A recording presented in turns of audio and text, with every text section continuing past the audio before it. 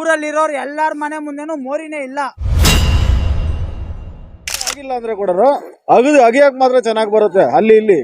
ಇಲ್ಲಿ ಸಿಕ್ಕದೆ ಅಲ್ಲಿ ಅಗಿತಾ ಇರ್ತಾರೆ. ಫಸ್ಟ್ ಅಗಿಯೋ ಕೆಲಸನೇ ಅವ್ರು ಮಾಡ್ತಾ ಇರೋದು. ಏನು ದಬ್ಬಾಕೋದು ಏನು ಮಾಡ್ತಾ ಇಲ್ಲ ಇವರು. ಯಾಕಂದ್ರೆ ಕಾಂಗ್ರೆಸ್ ಸರ್ಕಾರದಿಂದ ತುಂಬಾ ಏನು ಕೆಲಸಗಳು ಆಗ್ತಾ ಇಲ್ಲ. ಕಿತ್ತೂರಿನಿಂದ TC Palya main road Garden City College ಯಾವುದೇ ಒಂದು ವ್ಯವಸ್ಥೆ ಆಗಿಲ್ಲ. ಅದೇ ಹಳ್ಳಗಳು ಇನ್ನೂ ಬರ್ತಾ ಹಳ್ಳಗಳು ಜಾಸ್ತಿ ಆಗ್ತಾ ಇದೆ ಹೊರತು ಇನ್ನು ಕಮ್ಮಿ ಆಗ್ತಾ ಇಲ್ಲ. ಚೆನ್ನಾಗಿಲ್ಲ, ರೋಡ್ ಚೆನ್ನಾಗಿಲ್ಲ, ಎಲ್ಲ ಮಾಡ್ಬೇಕು. ಹೇಳಿದ್ರೆ ಫೋನಾಗ ಕೇಳಿದ್ರೆ ಎಲ್ಲ ಮಾಡಿದ್ರೆ ಪೂಜೆ ಮಾಡಿದ್ರೆ ಮನೆ ಗುದ್ಲಿ ಪೂಜೆ ಮಾಡಿದ್ರಿ ಅಂತಾರೆ. ಯಾವಾಗ ಮಾಡೋದು? ಅದೇನು ಓಟ್ ಬರೋ ವರ್ಷ ಅವಾಗ ಮಾಡ್ತಾರೆ ಅಷ್ಟೇ.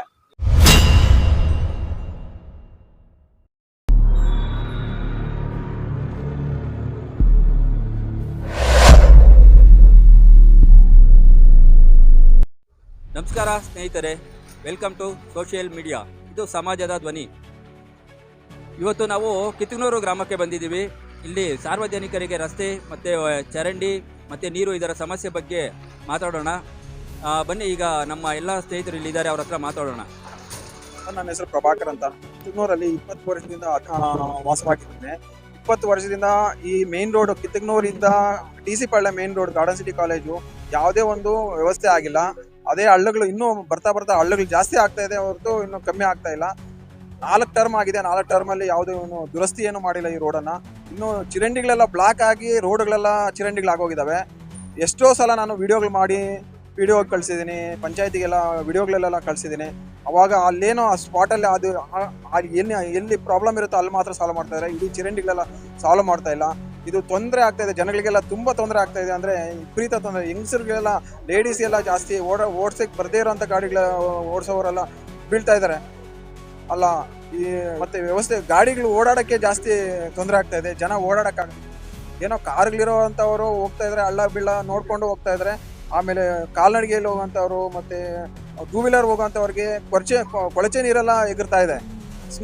ಆ ಥರ ಆಗ್ತಾ ಇದೆ ತೊಂದರೆಗಳು. ಚಿರಂಡಿಗಳು ವ್ಯವಸ್ಥೆ ಮಾಡಿಕೊಡ್ಬೇಕು. ಮೇಯ್ನ್ ಬೇಸಿಕ್ ನೀಡ್ಸು ಚಿರಂಡಿ ವ್ಯವಸ್ಥೆ ಮಾಡಬೇಕು, ರೋಡ್ ವ್ಯವಸ್ಥೆ ಮಾಡಬೇಕು. ಆಮೇಲೆ ಬೇಸಿಕ್ ನೀಡ್ಸು ಹಾಸ್ಪಿಟಲ್ ಇಲ್ಲ, ಆಂಬ್ಯುಲೆನ್ಸ್ ಇಲ್ಲ, ಫೈರ್ ಸ್ಟೇಷನ್ ಇಲ್ಲ. ಒಂದು ಪಂಚಾಯತಿ ಅಂದಮೇಲೆ ಒಂದು ಫೈರ್ ಸ್ಟೇಷನ್ ಇರಬೇಕು, ಒಂದು ಹಾಸ್ಪಿಟಲ್ ಇರಬೇಕು, ಆಮೇಲೆ ಬೇಸಿಕ್ ನೀಡ್ಸ್ ಇರಬೇಕು, ಆಂಬ್ಯುಲೆನ್ಸು. ಮತ್ತು ಕಳ್ತನಗಳು ಜಾಸ್ತಿ ಆಗ್ತಾ ಇದೆ. ಈಗ ಮೇನ್ ರೋಡ್ಗಳಲ್ಲೇ ಕಳ್ತನ ಆಗ್ತಾ ಇದೆ. ಅದನ್ನೆಲ್ಲ ಅವಾಯ್ಡ್ ಮಾಡೋದಕ್ಕೆ ಒಂದು ಪೊಲೀಸ್ ಸ್ಟೇಷನ್ನು ಬೇಕು, ಪ್ರೈಮರಿ ಪೊಲೀಸ್ ಸ್ಟೇಷನ್ ಬೇಕಾಗುತ್ತೆ. ಇಮಿಡಿಯೇಟ್ ಆಗಿ ಅವ್ರನ್ನ ಹಿಡಿದು ಏನೋ ಒಂದು ವ್ಯವಸ್ಥೆ ಮಾಡಬೇಕಾಗುತ್ತೆ. ಇಷ್ಟೆಲ್ಲ ವ್ಯವಸ್ಥೆ ತುಂಬ ಎಲ್ಲ ನೋಡು. ಈ ಕಡೆ ಹಳೆಹಳ್ಳಿಯಿಂದ ಕಿತ್ತೂರಿನಿಂದ ಹಳೆಹಳ್ಳಿ ಹೋಗೋ ರೋಡು ಇಲ್ಲ, ಅದು ತುಂಬ ಹಳ್ಳಗಳು ಬಿದ್ದಿದೆ. ಆಮೇಲೆ ಕಿತ್ತೂರಿನಿಂದ ಮೇಡಳ್ಳಿ ಹೋಗೋ ರೋಡು ಮಾತ್ರ ಅದು ತುಂಬ ಹಳ್ಳಾಗಿದೆ. ನಾವೇನೋ ಒಂದು 4-5 ದಿವಸದಿಂದ ಒಂದು ಪ್ರೊಟೆಸ್ಟ್ ಮಾಡ್ತೀವಿ ಅಂತೇಳಿ ಗ್ರೂಪಲ್ಲಿ ರೈಸ್ ಮಾಡಿದಾಗ ಅವಾಗ ಒಂದು ಡಾಂಬರೀಕರಣ ಮಾಡಿದ್ದಾರೆ, ಹಳ್ಳಿಗಳೆಲ್ಲ ಮುಚ್ಚಿದ್ದಾರೆ. ಇದು ಒಂದಷ್ಟು ಆ ಟೈಮ್ಗೆ ಒಂದು ಟೈಮಿಂಗ್ ಅಂತೇಳಿ ಕೆಲಸ ಮಾಡ್ತಾ ಇದೆ. ಪರ್ಮನೆಂಟ್ ಆಗಿ ಯಾವುದೋ ಒಂದು ಸೊಲ್ಯೂಷನ್ ಮಾಡ್ತಾ ಇಲ್ಲ ಪಂಚಾಯತಿ ಕಡೆಯಿಂದ ಅಥವಾ ಗೌರ್ಮೆಂಟಿಂದ. ಯಾವುದೋ ಒಂದು ಇವೆಲ್ಲ ಮಾಡಬೇಕು, ಬೇಸಿಕ್ ನೀಡ್ಸ್ ಮಾಡಲೇಬೇಕಾಗುತ್ತೆ. ಅದನ್ನು ಯಾರು PDO ಆಗಲಿ ಗಮನಕ್ಕೆ ತಗೊಳ್ತಾ ಇಲ್ಲ, EO ಆಗಲಿ ಗಮನಕ್ಕೆ ತಗೊಳ್ತಾ ಇಲ್ಲ, MLA ಅವರಾಗಲಿ ಗಮನಕ್ಕೆ ತಗೊಳ್ತಾ ಇಲ್ಲ. ಇವರೆಲ್ಲ ನಾವು ರೈಸ್ ಮಾಡೋವಂಥದ್ದು ಕನ್ಸರ್ನ್ಗಳನ್ನ ಅವರು ನೇಮಕಾವಸ್ತಿ ಮಾಡಿದ್ದಾರೆ.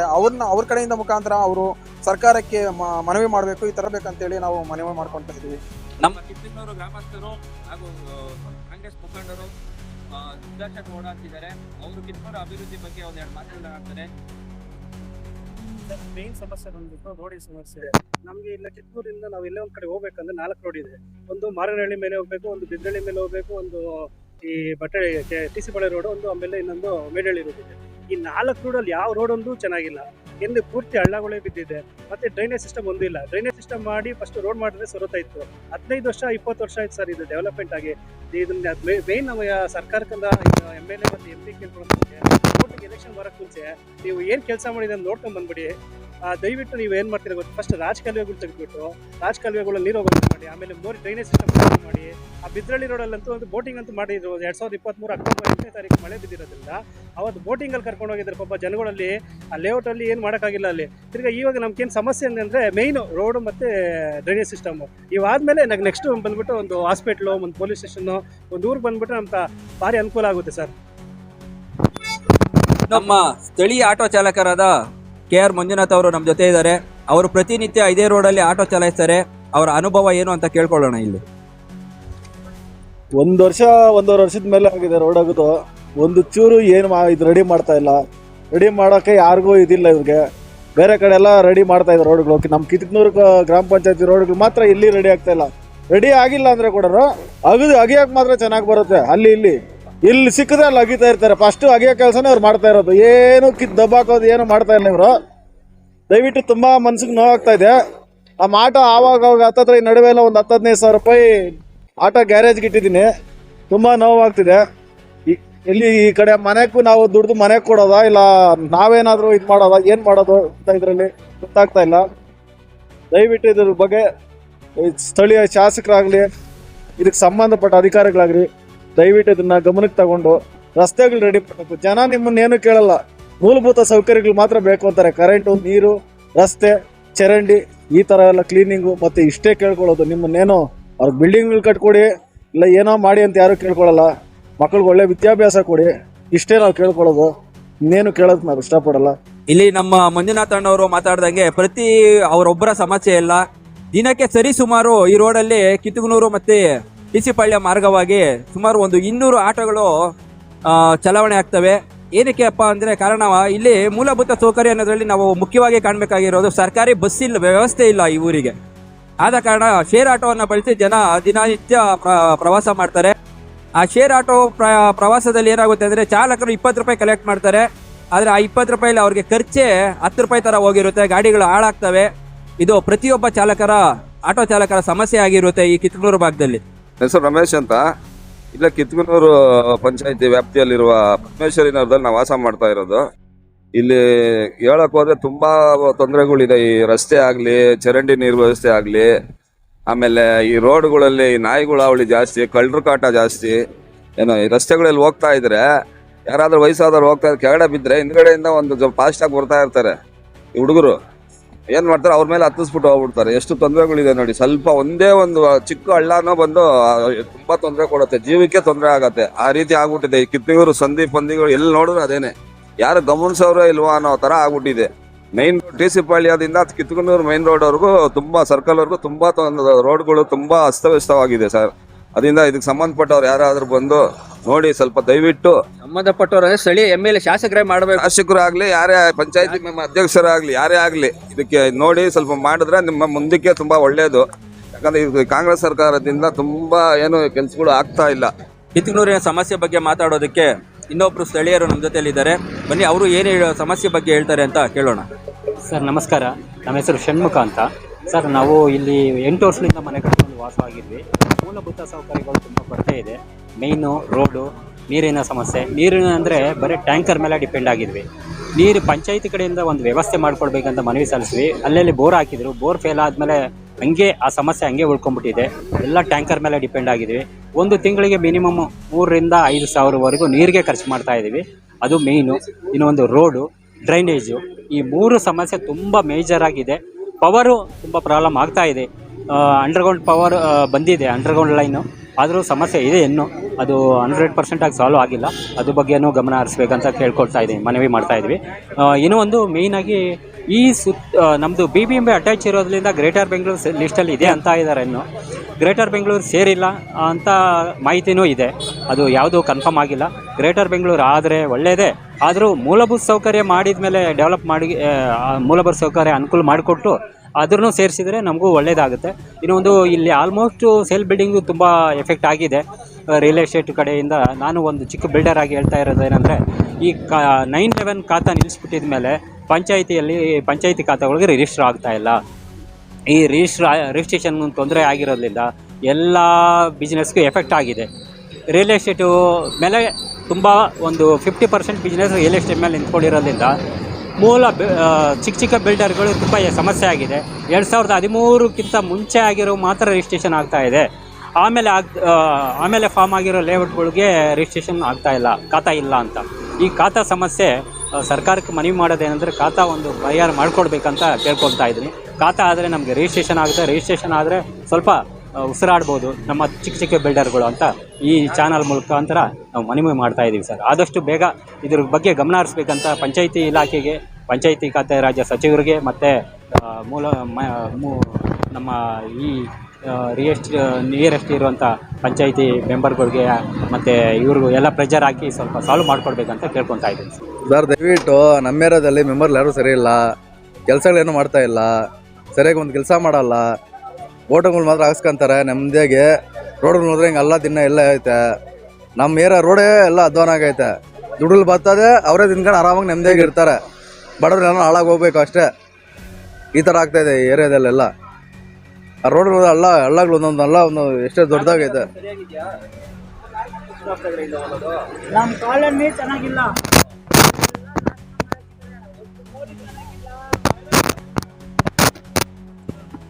ಒಂದೇ ಒಂದು ಮೋರಿ ಚೆನ್ನಾಗಿಲ್ಲ. ನಮ್ಮ ಮನೆ ಮುಂದೆ ಬಂದ್ರೆ ಇಡೀ ಊರ್ ಚರಂಡಿ ಮೋರಿ ನೀರೆಲ್ಲ ನಮ್ಮ ಮನೆ ಮುಂದೆ ಬರುತ್ತೆ. ಗ್ರಾಮ ಪಂಚಾಯತ್ ಅಧ್ಯಕ್ಷರಿಗೆಲ್ಲ ಹೇಳಿದಿರಿ, ಅವರು ತಲೆಗೆ ಹಾಕೊಂತಿಲ್ಲ. ನಮ್ಮ ಜಾಗದಲ್ಲಿ ಅವರೆಲ್ಲ ಇದು ಮಾಡ್ಕೊಂಡಿದ್ದಾರೆ, ಆದ್ರೆ ಮೋರಿ ಎಲ್ಲ ಏನೂ ಇಲ್ಲ. ನಮ್ಮ ಗ್ರಾಮ ಪಂಚಾಯತ್ ಅಧ್ಯಕ್ಷರಿದ್ದಾರೆ, ಅವ್ರಿಗೆಲ್ಲ ನಾವು ಹೇಳಿದ್ರು ಅವ್ರು ತಲೆಗೆ ಹಾಕೊಂತಿಲ್ಲ. ನಮ್ಮ ಮನೆ ಮುಂದೆ ಮೋರಿನೂ ಇಲ್ಲ, ಏನೂ ಇಲ್ಲ. ಮನೆ ಮುಂದೆ ಎಲ್ಲ ಊರಲ್ಲಿರೋರು ಎಲ್ಲಾರ ಮನೆ ಮುಂದೆನೂ ಮೋರಿನೇ ಇಲ್ಲ. ಮೋರಿ ಇಷ್ಟಿಷ್ಟೇ ಇದೆ, ಆದ್ರೆ ನೀರ್ ಮಾತ್ರ ಮಳೆ ಬಂದೈತಂದ್ರೆ ಇಷ್ಟಿಷ್ಟ ಮನೆ ಮುಂದೆ ನದಿಗ್ಲೋಡುತ್ತೆ. ಹಿಂಗ್ ಮಾಡಿದ್ರೆ ಹೆಂಗೆ ನಾವು ಮನೆಗಳಲ್ಲಿ ಇರೋದು? ಮನೆಗಳೆಲ್ಲ ನೀರ್ ಬರುತ್ತೆ. ನಾವ್ ಯಾರು ಗೆಲ್ಲೋಣ? ಗ್ರಾಮ ಪಂಚಾಯತಿಗೆ ಅವ್ರ ತೆನ ಹೇಳ್ಬೇಕು, ಅವರೇ ತಲೆಗೆ ಹಾಕೊಂತಲ್ಲ ಅಂದ್ರೆ ನಾವ್ ಇನ್ ಯಾರು ಗೆಲ್ಲೋಣ? ಮೋದಿ ಗೆಲ್ಬೇಕಾ? ಮೋದಿ ಗೆಲ್ಲೋಣ? ಹೇಳ್ರಿ, ನೀವೇ ಹೇಳ್ರಿ. ರಮೇಶ್ ರೆಡ್ಡಿಗೆ ಹೇಳಿದಿರಿ, ಕೆ.ವಿ. ಜಯರಾಮ್ ಅವ್ರ, ಕೆ.ವಿ. ನಾಗರಾಜ್ ಅವ್ರಿಗೆಲ್ಲ ಹೇಳಿದಿರಿ, ಯಾರು ತಲೆಗೆ ಹಾಕೊಂತಿಲ್ಲ. ನಮ್ದು ಸಿಚುವೇಶನ್ ಏನಿದೆ ನಮ್ ತಲೆಗೆ ಹಾಕೊಂತ ಇಲ್ಲ. ಮನೆ ಇದು ಎಲ್ಲ ಬಿದ್ದೋಯ್ತು, ನಾವೇ ಮನೆ ರೆಡಿ ಮಾಡಿಸ್ಕೊಳ್ತೇವೆ. ಏನಾಗಿತ್ತು ಮೋರಿ? ಅದಕ್ಕೆ ಇದು ಕಾಂಕ್ರೀಟ್ ಎಲ್ಲ ಬಿದ್ದೋಗಿತ್ತು, ನಾವು ರೆಡಿ ಮಾಡಿಸ್ಕೊಳ್ತೀವಿ. 2 ದಿನ 3 ದಿನ ಆಗಿತ್ತು ನಾವು ಆಗಿತ್ತು.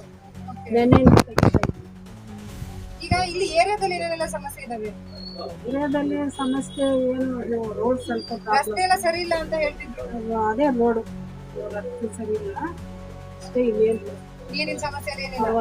ಹೇಗ್ ಮಾಡ್ತಾರೆ ಗ್ರಾಮ ಪಂಚಾಯತಿ ಅವರು ಕೆಲಸ? ಚೆನ್ನಾಗಿ ಮಾಡ್ತಾರೆ. ರೋಡ್ದೊಂದು ಇನ್ನೇನು ಪ್ರಾಬ್ಲಮ್ ಇಲ್ಲ, ಚೆನ್ನಾಗಿ ಮಾಡ್ತಾರೆ.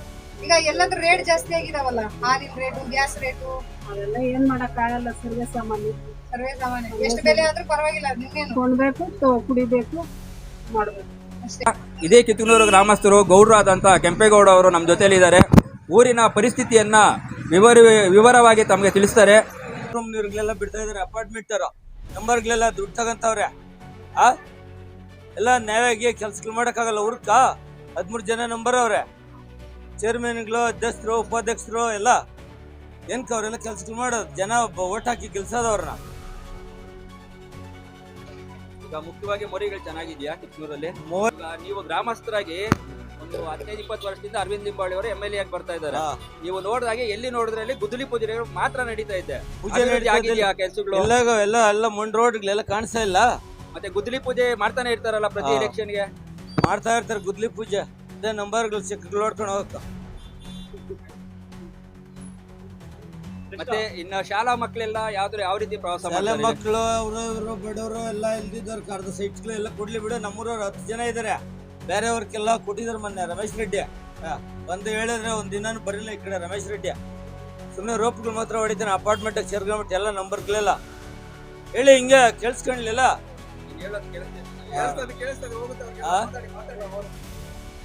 ಎಲ್ಲ ನಂಬರ್ಗಳು ಬಂದು ನಿಂತ್ಕೊಂಡು ಸರ್ಕಲ್ ಅಲ್ಲಿ ಜನಕ್ಕೆ ಉತ್ತರ ಕೊಡ್ಬೇಕು. ಎಲ್ಲ ನಂಬರ್ಗಳು 13 ಜನನು ಬಂದು ಬಡವರು, ಬಗ್ಗರು, ಆಟೋ ಸ್ಟ್ಯಾಂಡ್ ಅವರು ಎಲ್ಲಾರ್ಗು ಬಂದು ಉತ್ತರ ಕೊಡ್ಬೇಕು. ಇಲ್ಲಿ ಬರೀ ಬೆಂಚ್ ಕಾರ್ಗಳಿಗೆ ಓಡಾಡೋದಲ್ಲ, ಅವರು ಮಜಾ ಹೊಡ್ಕೊಂಡು.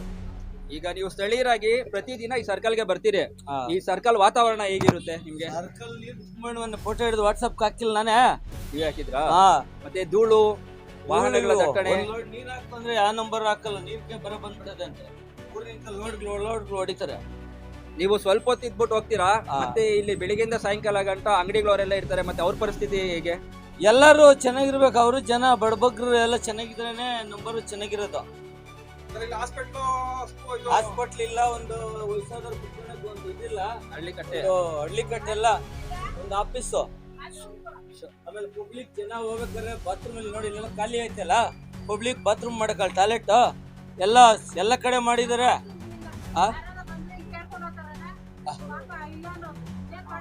ಬಾತ್ರೂಮು, ಟಾಯ್ಲೆಟ್ಗೆ ಹೋಗೋದು ಎಲ್ಲ ಪಬ್ಲಿಕ್ ಸರ್ಕಲ್ ಇಷ್ಟು ಮಾಡೋರಲ್ಲ, ಎಲ್ಲ ಜನ ಹೋಗಿ ಅವ್ರ ಮನೆಗೆ ಹೋಗ. ಬಸ್ ಅನುಕೂಲನೇ ಇಲ್ಲ. ಮೊದಲು ಮಾರ್ಕೆಟ್ ಬಸ್ ಶಿವಾಜಿನಗರ ಇತ್ತು, ಇವಾಗ ಯಾವ ಬಸ್ಸು ಇಲ್ಲ. ಇವಾಗ ಮತ್ತೆ ಜನ ಯಾವ ರೀತಿ ಪ್ರಯಾಣ ಮಾಡ್ತಾರೆ? ಪಾಪ ಅವರು ಬಡವರು ಬಗ್ರೆಲ್ಲ ಆಟಕ್ಕೆ 20 ರೂಪಾಯಿ ಕೊಟ್ಟು ಹೋಗ್ತಾರೆ ಆಟಕ್ಕ. ಮಳೆ ಬಿದ್ದಾಗ ಜನ ಓಡಾಡಕ್ಕಾಗುತ್ತಾ? ಮಳೆ ಬಿದ್ದಾಗೆಲ್ಲ ಓಡಾಡ್ತಾರೆ, ಅವ್ರು ಕಾರ್ಗಳಿರೋ ಓಡಾಡ್ತಾರೆ ಅಷ್ಟೇ. ನನ್ನ ಹತ್ರನೇ 2 ಕಾರ, ನಾನು ಕಾರಾಗ ಓಡಾಡ್ತೀನಿ. ನಡ್ಕೊಂಡು ಹೋಗಲ್ಲ ಹಂಗಾದ್ರೆ ನೀವು? ನಡ್ಕೊಂಡು ಹೋದ್ರೆ ಏನಾಗುತ್ತೆ? ನಡ್ಕೊಂಡು ಓಡಾಡ್ತಾರೆ. ಹೊಸ ಎಲ್ಲ ಮಾಡಿದ್ರಿ ನಾವು. ನಡ್ಕೊಂಡು ಹೋಗೋರ್ಗೆ ಏನಾಗುತ್ತೆ? ಮಳೆ ಬಿದ್ದಾಗ? ಇಲ್ಲೆಲ್ಲ ಕರೆಂಟ್ ಲೈನ್ ಬಿದ್ರೆ ತೊಂದ್ರೆ ಅಲ್ಲ. ಈ ಕರೆಂಟ್ ಲೈನ್ ಗೇನ್ ಬಿದ್ರೆ, ಕಂಬ ಗಿಂಬ ಬಿದ್ದಿದ್ರೆ ನಡ್ಕೊಂಡು ಹೋಗೋವಾಗ ಮಳೆಗಾಲದಲ್ಲಿ ತೊಂದ್ರೆ ಎಲ್ಲರಿಗೂ. ಕೊಳಚೆ ನೀರೆಲ್ಲ ಎಗರಲ್ವಾ? ಕೊಚ್ಚೆ ನೀರು ಅಂತ ನೋಡಿದ್ದು ಇದೆಲ್ಲ ಸ್ವಲ್ಪ ಎಲ್ಲ ಕ್ಲೀನ್ ಮಾಡಕ್ಕಾಗಲ್ಲ. ಓಡಾಡೋರ್ಗೆ ಕೊಳಚೆ ನೀರು ಬಾತ್ರೂಮ್ ನೀರುಗಳೆಲ್ಲ ಬಿಟ್ಟಿದ್ದಾರೆ ನೋಡು. ಬಾತ್ರೂಮ್ ನೀರೆಲ್ಲ ಬಿಟ್ಟವ್ರು ನೋಡು. ಬಾತ್ರೂಮ್ ನೀರೆಲ್ಲ ಬಿಡ್ತಾರ ಪಬ್ಲಿಕ್. ಇದಕ್ಕೆಲ್ಲ ರೆಡಿ ಮಾಡಿ ಸ್ವಲ್ಪ ಎಲ್ಲ ಕ್ಲೀನ್ ಮಾಡ್ಸಕ್ಕಾಗಲ್ಲ ಜನ. ಕಡೆಯದಾಗಿ ಗ್ರಾಮ ಪಂಚಾಯತಿ ಸದಸ್ಯರಿಗೆ ಮತ್ತೆ ಸ್ಥಳೀಯ ಶಾಸಕರಿಗೆ ನೀವು ಏನ್ ಹೇಳಕ್ ಇಷ್ಟಪಡ್ತೀರಾ? ಏನ್ ಕೆಲಸ ಮಾಡ್ಬೇಕಂದ್ರೆ ಬೈನ ಡೂಪ್ಲಿಕೇಟ್ ಮಾಡಿ ದುಡ್ಡು ತಗೊಂಡು ಕೆಲಸ ಮಾಡ್ಕೊಡ್ತಾರೆ ಅಷ್ಟೇ. ದುಡ್ಡು ತಗೊಂತಾರೆ, ಡೂಪ್ಲಿಕೇಟ್ ಪೇಪರ್ಗಳು ಮಾಡ್ಕೊಡ್ತಾರೆ. ನಂದೇ ಮಾಡ್ಕೊಡ್ತಾರೆ ನನ್ನ ತಂಗಿಕ. ನಾನೇ 3 ಲಕ್ಷ ಖರ್ಚು ಮಾಡಿ ಬಿಲ್ ಕಲೆಕ್ಟರ್ ಮಂಜಣ್ಣ ಹೋಗಿ ಬೈದೆ. ಏನ್ರಿ ನಾವು ಊರಲ್ಲಿ ಇದ್ರೆ ನಮಗೆ ಒಂದು ಮಾತು ಹೇಳಿದಿರ, ಅವ್ರಿಗೆ ಮಾಡ್ಕೊಟ್ಟಿದ್ಯಾ ನೀನು? 1 ಎಕರೆ ಜಮೀನು ಕೊಟ್ಟಿದ್ರಿ ಹೆಣ್ಮಕ್ಳಕ್ಕ. ಅವ್ರು ಸಾಲದಿದ ನಮ್ಗೆ ಗೊತ್ತಿಲ್ದಿರನೆಲ್ಲ ನಮ್ದು 1 5 ಗುಂಟೆ ಗದ್ದೆ ಅದೆಲ್ಲ ಮಾಡ್ಕೊಂಡ್ಬಿಟ್ಟಿದ್ದಾರೆ ಕಳ್ಮುಂಡೆ. ಅವ್ರನ್ನೆಲ್ಲ ಹೋಗಿ ಪಂಚಾಯತ್ ಆಫೀಸಾಗ ಹೋಗ್ತಿದ್ದೀನಿ ನಾನು. ಏನು ಕೆಲಸ ಮಾಡ್ತಾರೆ, ಏನು ಮಾಡ್ತಾರೆ? ನಿಂಬವಳ್ಳಿ ಸಪೋರ್ಟ್ ಅವನೇ ಅಂತ. ಅರವಿಂದ್ ನಿಂಬವಳ್ಳಿ, MTV, ಬಟ್ಟಿ ಬಸವರಾಜ್ ಎಲ್ಲರೂ ನೋಡಿದ್ದೀನಿ ನಾನು. ನಾವು ದುಡಿಮೆ ಮಾಡಿದ್ರೆ ನೀವು ಆಫೀಸಾಗ ಕುತ್ಕೊಂಡು ದುಡ್ಡು ಮಾಡೋಕ್ಕಾಗೋದು ಅಂತೆಲ್ಲ ಹೇಳಕ್ತೀನಿ ನಾವು. ಏನಿವ್ರೆ? ತುಂಬಾ ಧನ್ಯವಾದಗಳು ಕೆಂಪೇಗೌಡಣ್ಣವ್ರಿಗೆ. ಅದನ್ನ ನಾವು ಮೇಂಟೈನ್ ಮಾಡಬೇಕು. ಮೂಲಭೂತ ಸೌಕರ್ಯಗಳು ಏನು ಕೊಡಬೇಕು ಅದನ್ನ ನಾವು ಕೊಡ್ತೀವಿ. ಮೇನ್ ರೋಡ್ಸು ಪ್ಯೂರ್ಲಿ PWD ಡಿಪಾರ್ಟ್ಮೆಂಟ್ಗೆ ಬರುತ್ತೆ. ಅದು ನಾವು ಈಗಾಗಲೇ ಸಾಕಷ್ಟು ಬಾರಿ ನಾವು ಹೇಳಿದ್ದೀವಿ. ಈಗಾಗಲೇ ನಮ್ಮ ಶಾಸಕರು ಸಹ ಅವರ ಗಮನದಲ್ಲೂ ಇದೆ. ಈಗಾಗಲೇ ಮಾಡ್ತಾ ಇದ್ದಾರೆ ಕೆಲಸ. ರೋಡ್ ಕನ್ಸ್ಟ್ರಕ್ಷನ್ ನಡೀತಾ ಇದೆ, ಡ್ರೈನೇಜ್ ಆಗ್ತಾ ಇದೆ. ಮೇನ್ ರೋಡ್ಸ್ ಮಾನ್ಯ ಶಾಸಕರು ಅವರೇ ಹೇಳ್ತಾರೆ. ಅದು ನಮ್ಮ ವ್ಯಾಪ್ತಿಗೆ ಬರ್ತಾ ಇರುವಂಥದ್ದು. ನಾನು ಬಟ್ ಮೇನ್ ರೋಡ್ ಚಿಕ್ಕ ಚಿಕ್ಕ ಮಕ್ಕಳು ಓಡಾಡ್ತಾರೆ. ಐ ಥಿಂಕ್ ಈಗಾಗಲೇ ನಮ್ಮಲ್ಲಿ 4-5 ಸರಿ ನಾನು ಬೆಡ್ ಮಿಕ್ಸ್ ಹಾಕ್ಸ್ಕೊಡ್ಬೋದು. ಏನು ಗುಂಡಿಗಳಿದ್ದಾವೆ ಅದನ್ನ ನಾನು ಮುಚ್ತಾನೆ ಬಂದಿದ್ವಿ. ವರ್ಷದಲ್ಲಿ ನಾವು ಈಗಾಗಲೇ 3-4 ಬಾರಿ ಗುಂಡಿಗಳನ್ನ ಮುಚ್ಚಿದ್ವಿ. ಈಗಲೂ ಸಹ ಮಾಡ್ತಾ ಇದ್ದಾರೆ ನಮ್ಮ ಕೆಲಸ, ನೀವು ನೋಡ್ಬೋದು. ಸ್ನೇಹಿತರೆ, ಈಗಾಗಲೇ ಎಲ್ಲ ಸ್ಥಳೀಯರ ಹತ್ರ ಮಾತಾಡಿದ ನಂತರ ಇಲ್ಲಿರ್ತಕ್ಕಂಥ ಪಂಚಾಯತಿಲಿರ್ತಕ್ಕಂಥ PDO ಅಧಿಕಾರಿಗಳು ಹಾಗೂ ಪಂಚಾಯತಿ ಅಧ್ಯಕ್ಷರು ಇವರ ಜೊತೆ ಮಾತುಕತೆಯನ್ನು ನಡೆಸಿದ್ದೀವಿ. ಅದಾದ ನಂತರ ಅವರು ಇಲ್ಲಿ ಏನು ಸಮಸ್ಯೆ, ರೋಡು ಮತ್ತು ಚರಂಡಿ ಏನು ಸಮಸ್ಯೆ ಇದೆ ಇದನ್ನೆಲ್ಲ ಆದಷ್ಟು ಬೇಗ ಬಗೆಹರಿಸಿ ಕೊಡ್ತೀವಿ ಅಂತ ಹೇಳ್ಬಿಟ್ಟು ಆಶ್ವಾಸನೆಯನ್ನು ನೀಡಿದ್ದಾರೆ. ಇದೇ ರೀತಿ ಹೆಚ್ಚಿನ ಮಾಹಿತಿಗಾಗಿ ನಮ್ಮ ಸೋಷಿಯಲ್ ಮೀಡಿಯಾ ಚಾನಲನ್ನು ಸಬ್ಸ್ಕ್ರೈಬ್ ಮಾಡಿ, ತಪ್ಪದೇ ಎಲ್ಲರೂ ಫಾಲೋ ಮಾಡಿ. ನಮಸ್ಕಾರ.